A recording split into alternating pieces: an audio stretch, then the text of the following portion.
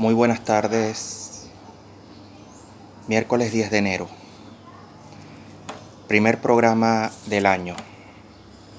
Como les dije el año pasado, yo hago programas de acuerdo a las circunstancias o la geopolítica.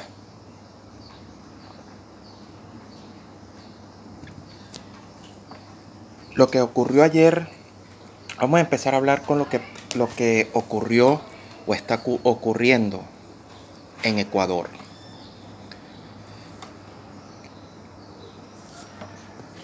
El mundo observó cómo grupos delincuenciales armados, con armamento de guerra, cometieron todo tipo de tropelías y abusos contra la población civil. E incluso aquellos delincuentes que capturaron o tomaron el control de 5 penales en Ecuador, llegaron al extremo de ejecutar a varios policías. Las imágenes son bastante dantescas.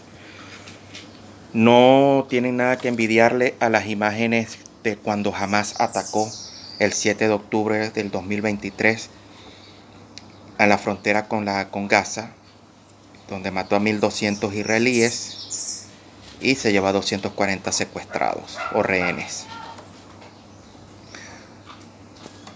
No es mucha la diferencia a cómo estos delincuentes ejecutaron a varios agentes de la ley y el orden. El presidente Noboa, porque se le ha declarado la guerra, las mafias han declarado la guerra al Estado ecuatoriano. El presidente Noboa ha reaccionado como debe reaccionar un jefe de Estado y un comandante en jefe. Decretar prácticamente estado de sitio, estado de sección, toque de queda, militarizar al país, con el apoyo de las Fuerzas Armadas y la policía. Y observamos a un general o un almirante en su carácter de jefe militar, de líder militar, diciendo que no se iba a negociar y que no se iba a retroceder en las acciones contra el terrorismo.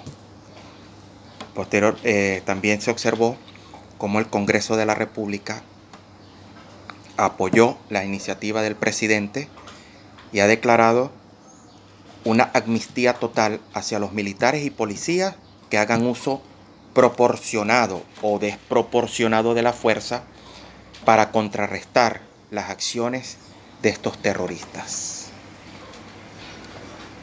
Eso es como dice en lo superficial. En el otro punto, también se observó a un Rafael Correa en su exilio dorado en Bélgica, haciendo llamados a la ponderación y apoyando las acciones del presidente y para salvar a la patria, etc. Eso lo decía él.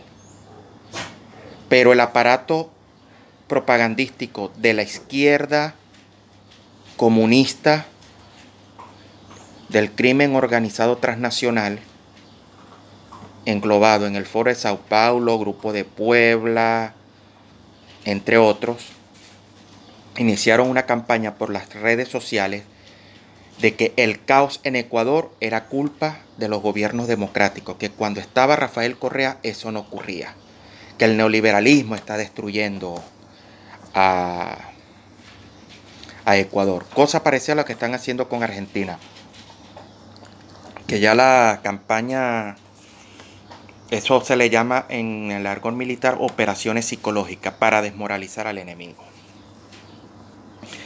Entonces, si algo hemos aprendido o he aprendido es que las casualidades no existen, señores. No existen las casualidades. Existen las causalidades. Y no hay que ser un genio, ni un erudito, ni tener un coeficiente intelectual de 280 IQ para saber que detrás de toda esta anarquía, esta sangría, por así decirlo, están las manos de Rafael Correa, de Nicolás Maduro Moro, de Díaz-Canel, de la misma China e Irán. como también están detrás de algunas acciones que se están llevando a cabo en Argentina. Lo que pasa es que el presidente Milei junto con Patricia Bullrich y Luis Pietri, que es el ministro de la Defensa, han sabido sortear la situación. Ahora aquí va mi análisis profundo, como dice un amigo mío, emulando al extinto, al ya fallecido Carlos Andrés Pérez, cuando decía mis análisis profundos.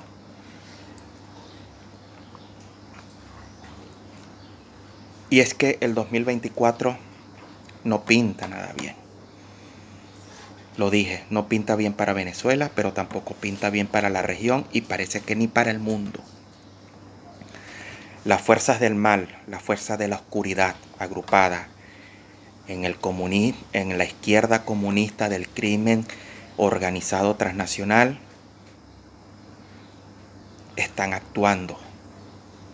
Y están actuando de manera contundente, sin detenerse y sin medir las consecuencias. Y muchos de los sectores democráticos no han podido o no han querido ver lo que hay detrás de todo esto. Por eso que el año pasado, un amigo que tengo en Venezuela, analizábamos por qué la toma de los penales en Venezuela, sin ningún muerto, sin ningún enfrentamiento, etc. Y lo más extraño aún, no cayó ninguno de los pranes. El primero, o sea, el más importante de todos, el llamado Niño Guerrero, que estaba en Tocorón, no fue capturado. Y posteriormente los otros, ninguno fue capturado. Ahora, con lo que está pasando en Ecuador, con lo que se plantea en Argentina, todas las piezas están encajando. Y no es de extrañar que estos pranes, estos delincuentes, estén en Ecuador, estén en Argentina, estén en El Salvador, estén en otros países, para comenzar a incendiar y a desestabilizar la región, incluso en los mismos Estados Unidos, en la misma Alemania, en la misma Italia. Porque aquí hay mucho dinero en juego, aquí hay mucho dinero, se está invirtiendo mucho dinero. Y la guerra es un gran negocio. Entonces, la situación es preocupante en toda la región. Recordemos que hay elecciones presidenciales este año en los Estados Unidos. No en vano, porque tampoco es casualidad, el secretario o el presidente de la Organización Mundial de la Salud, quien es un comunista etíope, no recuerdo su nombre, ya está hablando de que este año puede surgir unas pandemias. Ahora están uniendo el COVID, el dengue, influenza. Y están promoviendo nuevamente el uso de la mascarilla. Ojo, yo estoy totalmente de acuerdo y es lo correcto que se use mascarilla dentro de los centros de salud, dentro de los hospitales. Porque siempre hay gérmenes, bacterias y demás. Y lo correcto es que estos hospitales sean constantemente desinfectados. Pero nunca está de más el uso de la mascarilla. En lo personal, a mí no me gusta entrar a los hospitales porque sé. Y es por una experiencia que tuve en el Hospital Ruiz y Páez de Ciudad Bolívar, que estaba muy, muy contaminado. No se usaba mascarilla. Y hubo un sargento del batallón de ingenieros de combate, Juan Manuel Cajigal, que está dentro del fuerte Cayaurima. Los mandaron a hacer limpieza. Este sargento agarró una infección en un ojo y lamentablemente lo perdió. Claro, estoy hablando de Venezuela, donde los centros hospitalarios están totalmente abandonados por el gobierno porque nada les importa. A ellos no les importa la situación de los venezolanos. Pero ya se viene una nueva pandemia, que no es casualidad, es para evitar que se haga el voto manual y presencial en las elecciones de los Estados Unidos, la cual hasta los momentos tiene un virtual ganador, que es el señor Donald Trump. que está ganando en todas las encuestas. Y el Partido Demócrata está muy debilitado con su actual mandatario, John Biden, que es un líder carente de fuerza, y por eso como que el mundo está un poco de cabeza. Vemos que la guerra de Ucrania está estancada. Por ahora, como se dice, el frente está congelado, encima que están en invierno, y lo que están es lanzando ataques de misiles y de artillería, de un lado y otro. Vemos a Corea del Norte suministrándole armamento a Rusia para utilizarlo en Ucrania, pero también amenazando a Corea del Sur. Hace poco disparó 200 proyectiles de artillería. No causaron daño, pero es una clara advertencia a Corea del Sur. China sigue amenazando a Taiwán. Japón se está rearmando por la amenaza de China y de Corea del Norte. Yemen sigue amenazando a la civilización occidental con sus ataques marítimos. Israel va ganando la guerra en Gaza, pero la guerra todavía no finaliza, y ahora posiblemente se abra otro frente en el Líbano y en Siria, en su objetivo de acabar con el Hamas y a la hora con el Hezbollah. Europa, Alemania, con manifestaciones de los productores agrícolas por la situación económica. España sigue en las protestas contra el gobierno ilegítimo de Pedro Sánchez. Ahora Italia, supuestamente, salieron unas imágenes donde hay una convención en Italia y hacen el saludo romano, o conocido como el saludo nazi, y dan a entender que el fascismo está resurgiendo en Europa. Y aquí va mi humilde opinión. Si el fascismo está resurgiendo en Europa, es porque toda acción genera una reacción. Y la acción de los comunistas están generando una reacción en que se levanten las fuerzas de la extrema derecha, agrupadas en el fascismo. Bien, ahora me retraigo al tema venezolano. Venezuela inicia con protestas de los docentes, de los médicos, parecido a lo que ocurrió el año pasado.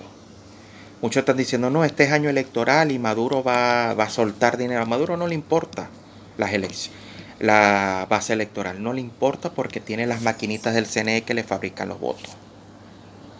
Y esas protestas por sueldos dignos, que son para mí inútiles, porque mientras haya un régimen de aprobioso usurpando el poder a través del terror, a través del crimen transnacional organizado que representa Nicolás Maduro, no va a haber aumento de salario, ni salarios dignos, ni vida digna. Hay que sacar ese régimen de cuajo. ¿Cómo van a ser apaciguadas estas protestas? De eso se va a encargar la falsa oposición, ahora con su nueva líder llamada María Corina Machado, que van a profundizar el tema de las elecciones presidenciales. Recuérdense que las protestas del año pasado fueron apaciguadas con las elecciones primarias. Empezaron una campaña mediática y taparon lo de la protesta de reivindicaciones salariales por el tema de las primarias, elegir un nuevo líder de la oposición y un candidato único. Van a hacer exactamente lo mismo. Porque lamentablemente, por mucho que les duela, por mucho que les arda, pero María Corina Machado es Guaidó 2.0.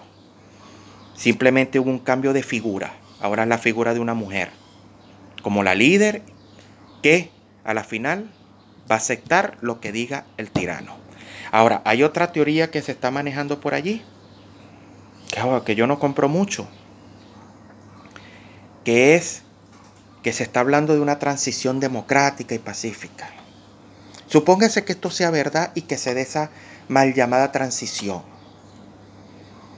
Pregunto, ¿puede haber una transición, o sea, un cambio de presidente, pero pero no de sistema. Cómo se desmonta todas las bandas y las mafias de narcotráfico y de extracción de material estratégico y piedras preciosas en Venezuela, si no sea a través de la fuerza, del uso desproporcionado de la fuerza. Entonces, cambio de presidente, pero no de sistema. Y una amnistía total, sin que aquellos que violaron los derechos humanos y cometieron crímenes de lesa humanidad paguen por sus culpas. Entonces, no vale la pena. Recientemente, hace 48 horas, se perdió Citgo prácticamente. Y el juez fue enfático cuando dijo que el gobierno interino había hecho manejos dolosos, precarios, de corrupción de Citgo. Y aquí yo digo, ¿qué dirán los que defienden a capa a rabiar al G4 y a Guaidó? ¿Qué dirá este ciudadano que está, creo que en el estado Zulia, Omar González, con el que tuve una discusión el año pasado vía WhatsApp, y al que apoyó este inefable y falso hipócrita de José Contreras del Movimiento de Salvación Nacional? No han dicho nada de eso, ni lo dirán, porque ellos tienen una consigna: con mi corrupto no te metas, y entre politiqueros no nos pisamos la manguera, ni nos atacamos. Entonces, vuelvo y repito, no quiero ser pesimista, pero sí realista. El 2024 es un año de tumulto y de muchos conflictos, no solo en la región, sino en el ámbito internacional. Amanecerá y veremos. Algunos, ya para terminar, dirán, ¿por qué tengo este lenguaje tan sosegado? No dije ninguna mala palabra, ni me dejé llevar por el apasionamiento, porque sencillamente he escuchado consejos de algunas amistades que me dicen que no es bueno para mi salud, ni para la imagen, que me deje llevar o me deje arrastrar por la rabia, el resentimiento y a veces por la frustración. Y bueno, vamos a seguirle el consejo, sobre todo por mi salud. Bueno, señores, será hasta una próxima oportunidad. Muchas gracias por su atención. Feliz semana. Hasta una próxima.